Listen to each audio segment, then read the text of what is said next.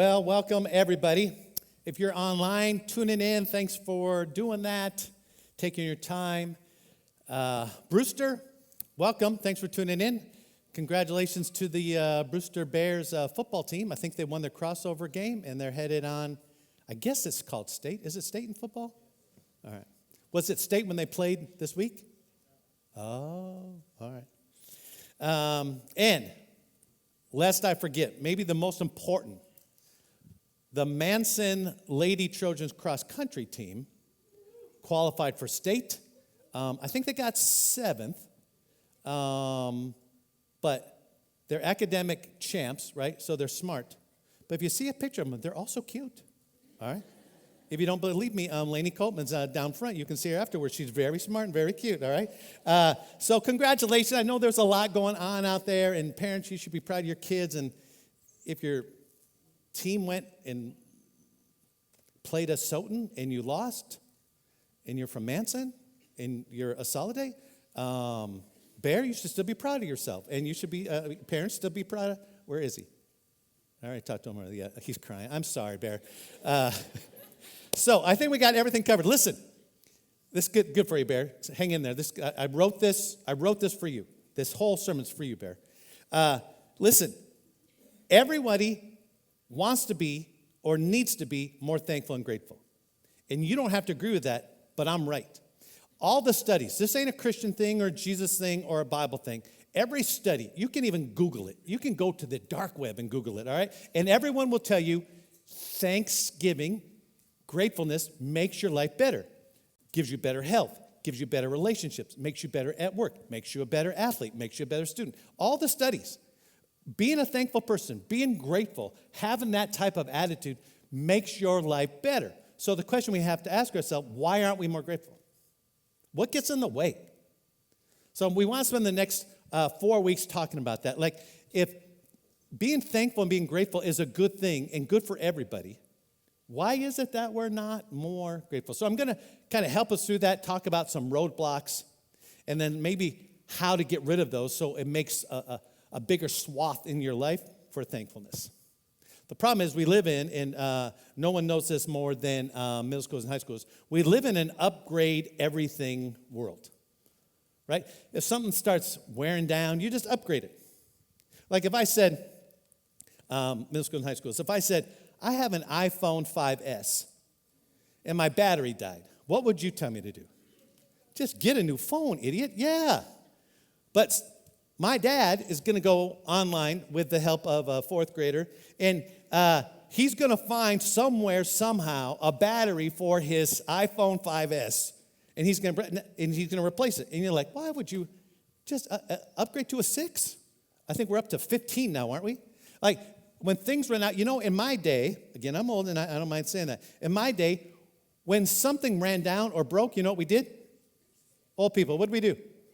Thank you, Karen Joyner. We fixed it, all right? We fixed it. And if something broke, we got a new one, but we didn't need a brand new one. We would get a used one.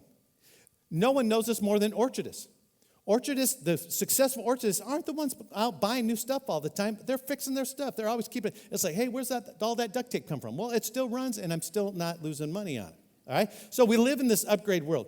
The problem is, everywhere around us tells us we need to upgrade. Like, I see stuff every day that I don't have, and I didn't know I needed. If you go on, like, let's just pick one, Amazon. You go on Amazon, and I'm just looking for something. Like, I don't do a lot of shopping, but what would I would be looking for? A brand new Bible, all right? So I'm on Amazon, and I'm looking for a brand new Bible, and it says, wait a minute, you may also like, who's with me on that? Wait, I didn't know there were other types of Bibles out there. I may also like, now I didn't know I needed that. And then it's like, there's related items related to items you viewed. Like, what? There's other things that go with what I'm trying to buy? And this is what really gets us. Customers who bought this product also bought. Oh, wait a minute. I was unaware that I had to buy these things together. And there's always like 3 things. And you're like, man, if I had all 3 of those, just thinking. They were frequently bought together. And you're like, oh, man. The problem is awareness fuels discontentment. If you never looked at your phone, if you never watched TV, if you were never on the internet, if you never Googled Amazon or Facebook Marketplace, anything, you would be so much more content because you wouldn't be aware that there was stuff out there that makes you better, smarter, sexier, richer.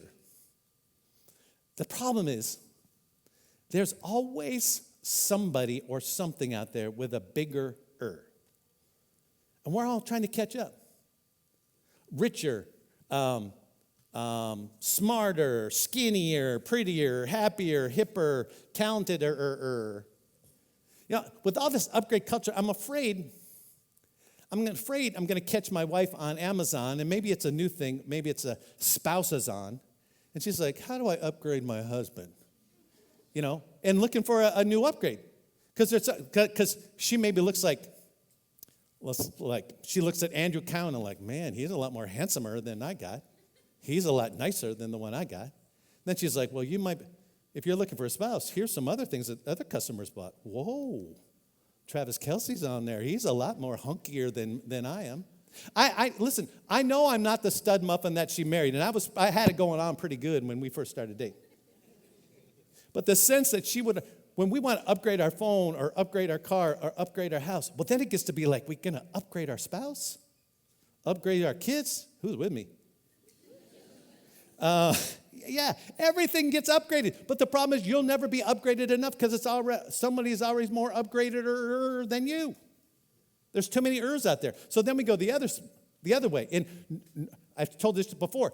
No place is this more apparent than when you go to boot camp class with Jen and Sarah. And I go and I never miss. I'm there every Monday, Wednesday, Friday. And you look around and you walk in, you start working out and you're like, oh, that guy is faster than me. She is more fitter than me. She cardio more than me. But then I look around and I think, he's a lot fatter than I am. That guy's slow. And I'm talking about Jen and Sarah, the leaders. I'm more fit than the leaders. Listen, we go both ways, right? Some of us, we're like, somebody has more than us, but then we look around and say, well, I got more than them. And it's a losing battle. And some of us don't want to be an we want to be an est. That we think if we get to, we are the best, you're not going to still be the best. You could win state volleyball at any level. Listen, it's hard to break it to you. There's a better team than you out there. There's better players than you out there. You just got to be you. You just got to quit trying to upgrade and just be you. Because listen, here's the whole point, and then you can take a nap. Comparison and thankfulness are mutually exclusive.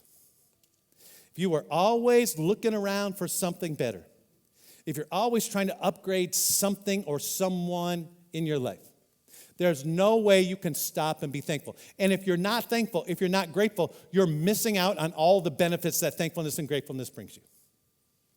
You can't constantly be comparing and be thankful at the same time.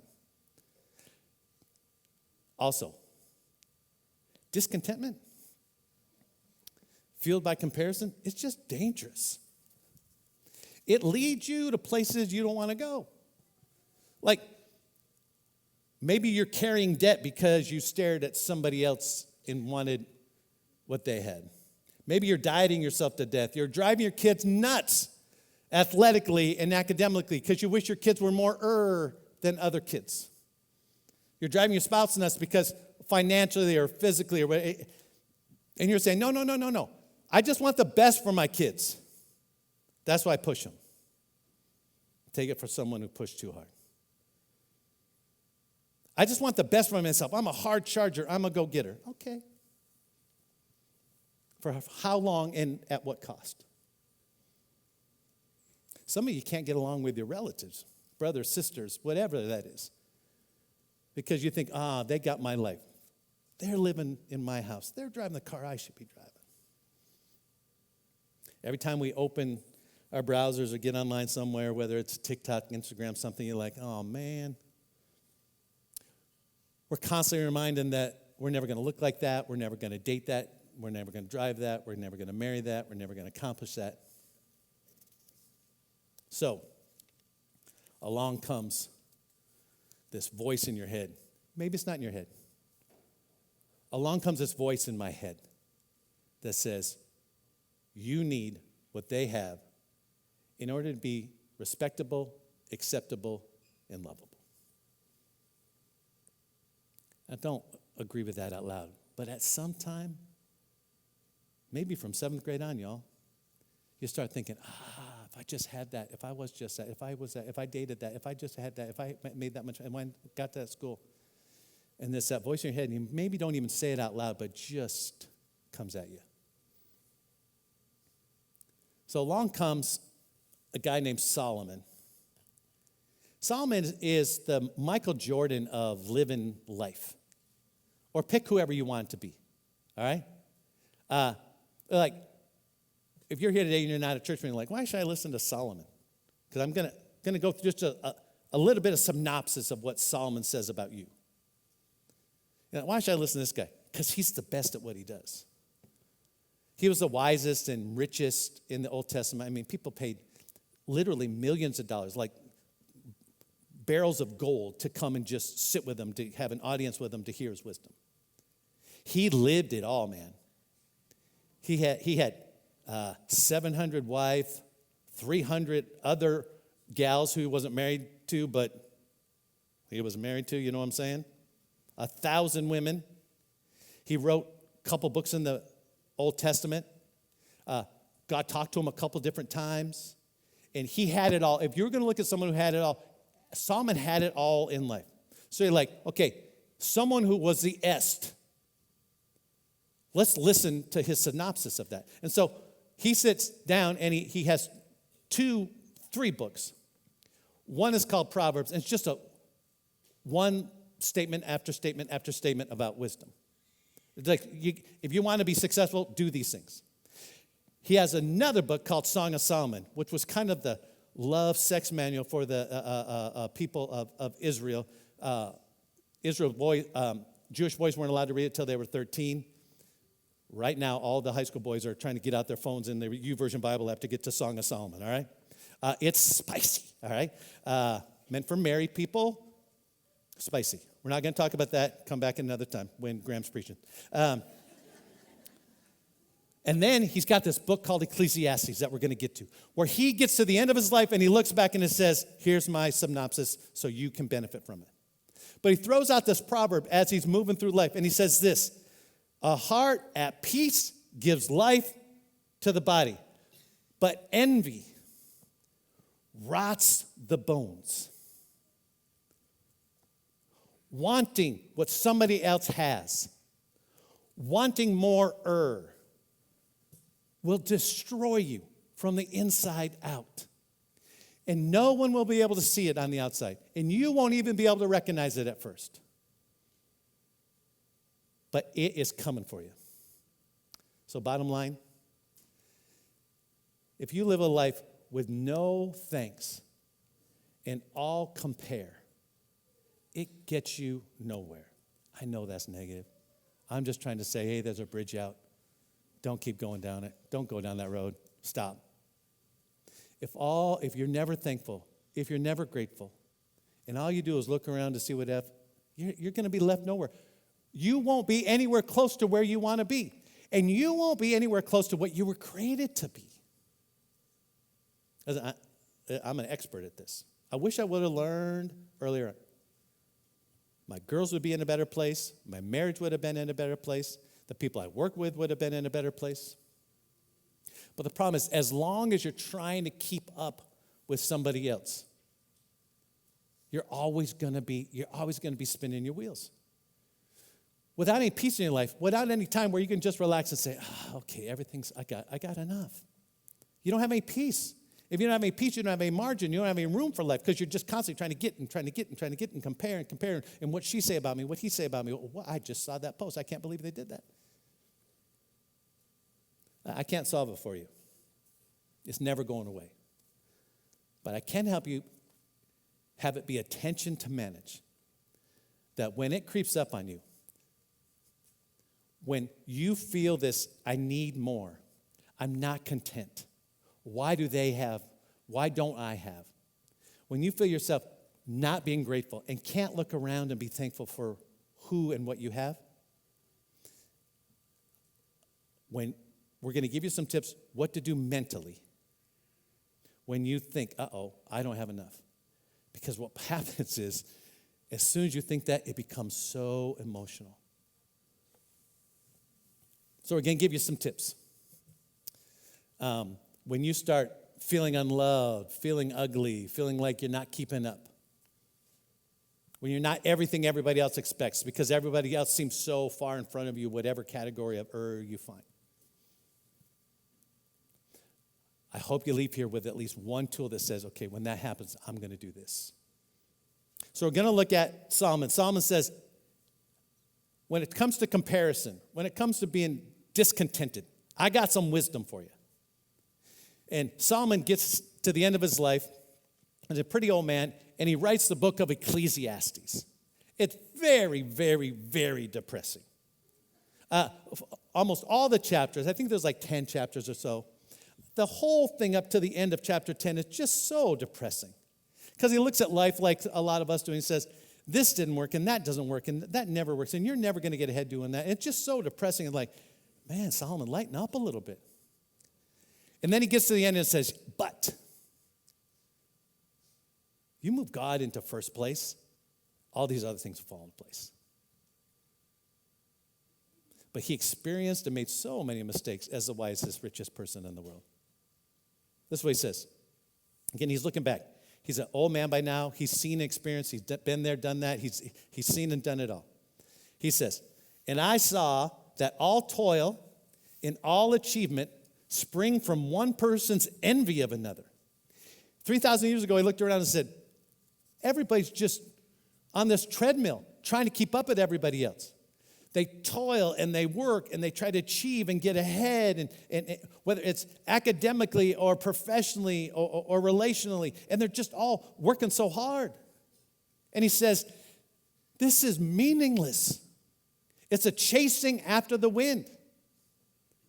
Everyone's working so hard to get the to get more to be better than all over the place. And it's like, it'll never happen.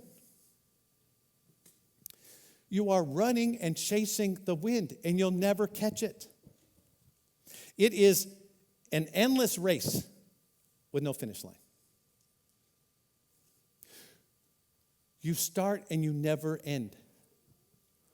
Little Lainey Coltman, when she went to state in cross country, she started running. I think it's about 3 miles.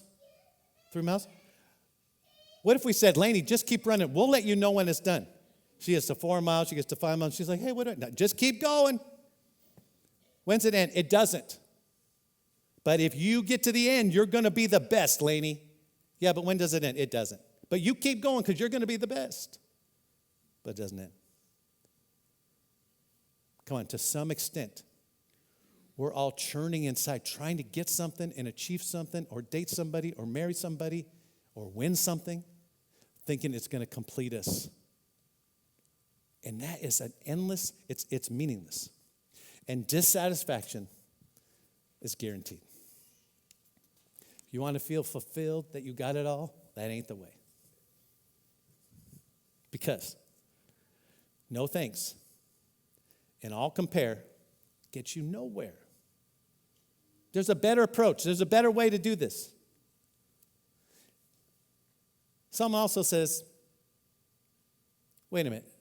Don't get me wrong here. Toiling and achieving, trying to get and be better than everybody else, that doesn't work. But the opposite side doesn't work either. He says, fools fold their hands and ruin themselves. They're like, all right, I just give up. Everyone's better than me. I'm never going to be anything, so I just give up. I'm just going to fold my hands. And the word there for ruin is like destroys or chews themselves up. Like in their lack of energy or achievement, they just give. So Solomon says, listen, the result is keep up or give up. You're trying to keep up with somebody else or you just give up. And that's not the way, dissatisfaction is guaranteed. Whether you're trying to keep up with somebody or you're just like, I'm just going to give up. Whatever. Doesn't work. Solomon says, let me give you a better approach. Listen, I told you could take a nap about 10 minutes ago. Wait back up. Just grab onto one thing here, all right? Here's a better approach.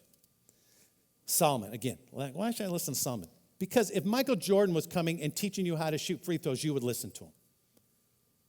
All right? If Dan Marino showed up and was going to teach you how to pass, you better listen to him. He's the greatest passing quarterback in the history of the NFL. Whatever your thing is, if the Kardashians were showing up and going to teach you how to do nothing and be on TV, you'd listen to them. Because they're more than the rest of us. Listen what Solomon says. Better one handful with tranquility than two handfuls with toil and chasing after the wind. It's brilliant. He says, better to just have one hand of peace and contentment than having two hands full of achieving and trying to be better and get more and never being satisfied. You're like, yeah, but I got two fistfuls of it. Yeah, but it's not doing you any good. It's tearing you apart. How much better to let that go and just have one handful where God can come along and give or take it as you need to put you in a place where he wants you to be and where you're going to be most content. We assume more is better, but chasing more always leads to more, right? It's never enough. Come on, I upgraded my phone to iPhone 10 a couple years ago, and I was like, I am the richest guy in the world. I think Donald Trump's going to ask me to be his vice president nominee. That's how rich I am. Well, now I got an iPhone 13, I think. Look at me. If you have an iPhone 15, just say, whoop. Yeah, you're more than me. It's never enough. It's never enough. The more, we assume more is better, but the chasing more always leads to wanting more. Get this now. Some of you are just going to reject this. It's okay. Solomon said it. God put it in his Bible. I would listen if you were wise. Less is more when the less you hold is what you're created for. Maybe God said, you want to be happy and content in your life moving forward? Then this is what you want. And you're like, no, I want this. No. You want less because you weren't created for this. You weren't created to get all that. If you had the big fancy house and the big fancy car and you were skinnier, better looking, you would be miserable. That's not what you're created for. We think that would make us happy, and we know lots of people who have all that and they're miserable. Sometimes less is more when we understand that the less, that's what we were created for. This is who I was created to be. We moved to Manson in 1992 from L.A., and many of you have been with me, some of you, since that day that we moved here. I became the youth pastor at North Shore Bible Church. It was the best job in the world, not best church job, the best job ever for anybody in the history of jobs for all time. I just loved being a youth pastor at North Shore. So in my first year of being youth pastor, it sunk into me that I live in a town. I thought it was named after Charles Manson, but it wasn't, but it felt like it. And I thought, it's not the village of Manson, it's kind of the mistake by the lake. I thought, I'm in this horrible town, in this little teeny church, and people don't understand that I'm a big deal. I came from L.A. Right before I left, I was asked to teach at Talbot Seminary, do an adjunct class or whatever. And one of my professors said, hey, would you come along? I want to do these seminars, and you can teach the teen part to these parents and stuff. And I thought, man, I am Josh McDowell, Andy Stanley, Taylor Swift of the ministry world. I don't know what era I was in, but it was a good era. And I got up here and I thought, what's the opposite of What's the opposite of est? I moved into my office when I first got to Manson and got to the church. They said, there's your office. It was 6 cinder blocks with an old door on top of it. There's my desk. Do they not know who I am? So then I just said, I'm not anything. And in through the door, it's about a year into ministry, this guy comes walking in. His name was Tom Horton. No idea who he was. I would have thought he was an angel, but I've seen him many times since. He walked in and he said, "Hey, can I talk to you?" And I'm like, "Yeah." I thought he was a homeless guy or something. And he said, "Hey, I work for Real Church Youth Ministries, and I just want to stop by." And I said, "Well, Tom, I'm on my way out to a meeting right now." But he said, "That's no problem. I'm going to be coming back through in a couple days." I said, "Well, okay, let's meet for breakfast. We'll go to the Apple Cup." So Tom was the first person that had been in ministry. He was a lot older than me, had been in ministry a long time. He said, "Hey, tell me how things are going." And I said, "I'm nothing. I came from this big church in L.A., and I was going to this, I was that, I was this and that." And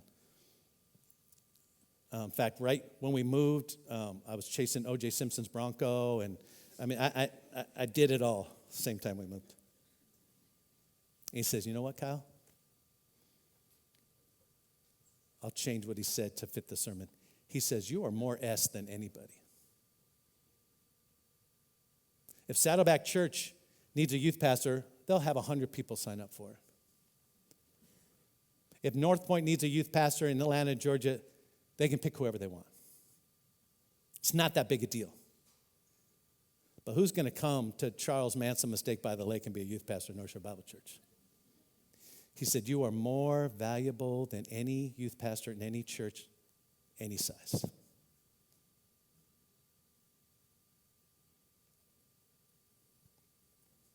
Shoot.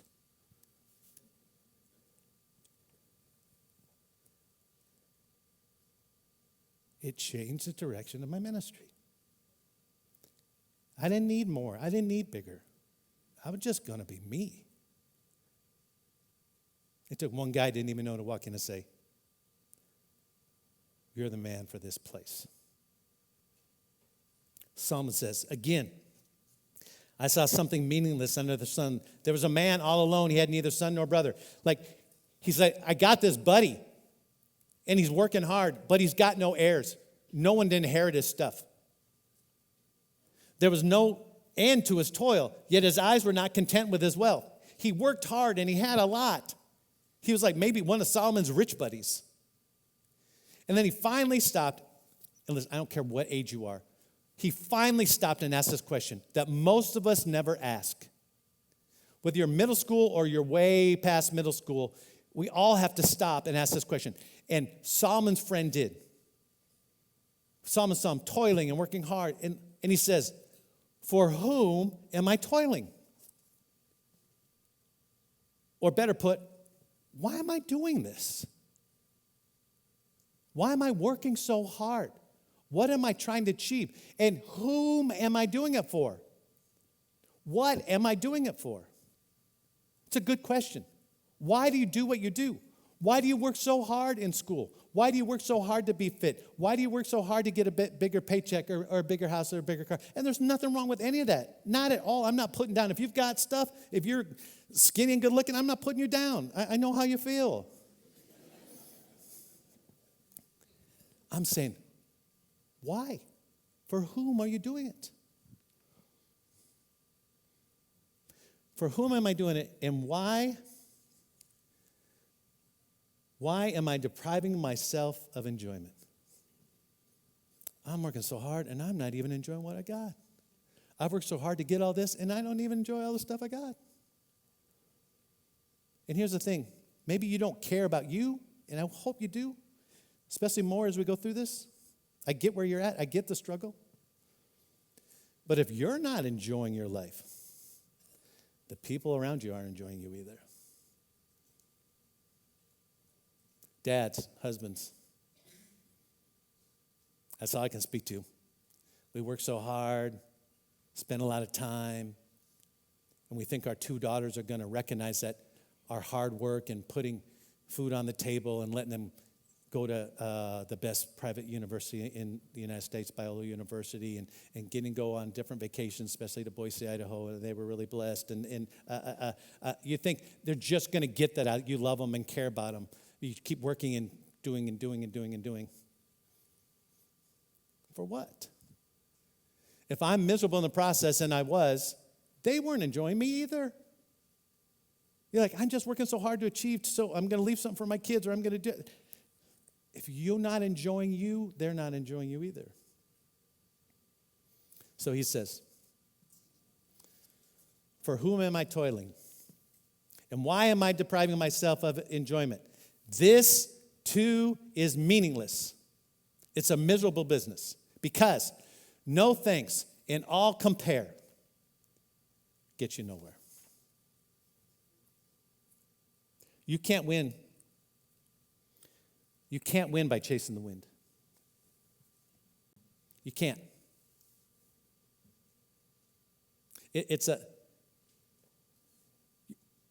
You're looking at everybody else around you, and that thing out there that you keep pursuing, you're never going to get. And it's okay to look to other people for inspiration, but not for imitation.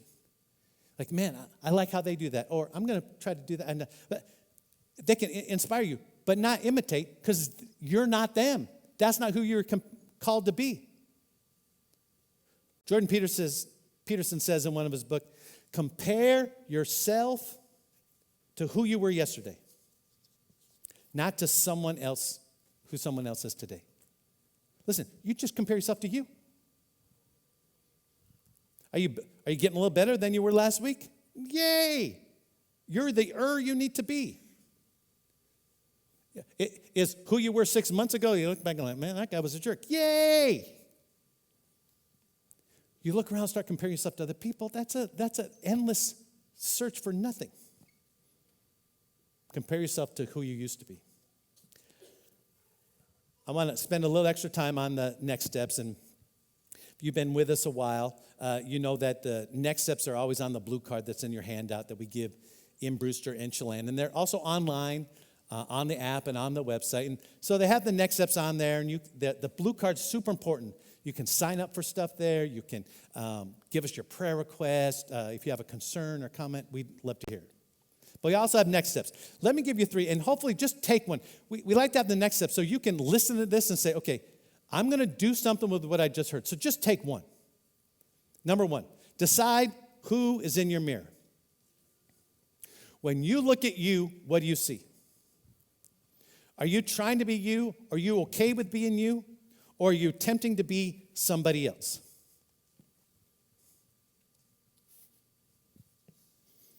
Who's in your mirror? Your neighbors? Your boss? Your brother-in-law? Money? Listen, if there's no God, then using you as a reference point makes sense. Looking around and say, I'm going to compare myself to. But listen, just hold on to this could be true. If there is a God,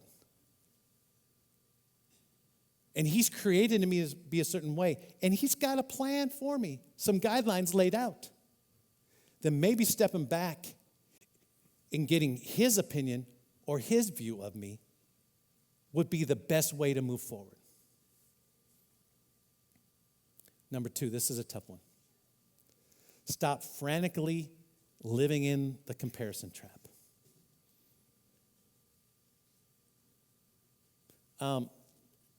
Remember the episode from Simpsons? Homer gets his hand stuck in a vending machine. He reaches up because he doesn't have any money, so he reaches up and his hand's up and it's stuck in there. While he's waiting for help, he looks over there and says, oh, there's another vending machine. So he's trapped in this one, so he drags the vending machine over here and reaches up. Now he's trapped in 2 vending machines. Frantically trapped. So finally, the ambulance shows up, the EMTs show up, the firemen show up. They're like trying to get him unstuck. And they say, Mr. Simpson, are you holding on to the candy in the vending machine? Yeah. Can you let go? Oh, yeah. His hands came out. Homer's stupid. So am I. Man, what are you holding on to that you stay trapped? You keep trying to pull away, but you keep doing the same things and you stay trapped. And you're frantic about being different. You're frantic about living a better life. You're frantic about enjoying stuff. Let me ask you some questions. Answer to yourself. Are you exhausted from trying to keep up with blank, whoever that is? Are you broke trying to keep up with that person? Are you allowing what others have to keep you from enjoying what you have? Do you enjoy your kids, or are you driving them crazy because of what everybody else's kids are doing and accomplishing? Is it possible that your spouse feels like you are dissatisfied with them because of your propensity to make comparisons to other husbands or wives? Come on. Listen, we only get one shot at this. You got the one life. I don't want you to miss the life that God has for you. So, when you start feeling this comparison thing, when you start feeling that you're not as good as, or they have more than, or you're not enough, just say out loud, I will not chase the wind. I will run my race in my lane. Nope, that's chasing the wind. I'm not going to do that. Like, how that's stupid. Now, okay, what do you got? I got to do it all the time. This sermon series is messing with me. Because I'm like, why am I getting so... That's wind chasing. That's wind chasing. That's not my race. That's not my lane. Can you imagine if you're a sprinter and you're used to like the 200 meters, and you get all, and your coach says, get in there, and you get down and you're like, go, and you just take off, and you find out you're in the 2 mile. I mean, after 200 meters, you're done. You're like, everyone lapped me. I got last place. Yeah, it wasn't your race. Some of you are trying to sprint through somebody else's long distance race. It's not your race. Listen, God wants better for you. You want better for you. Your kids want better for you.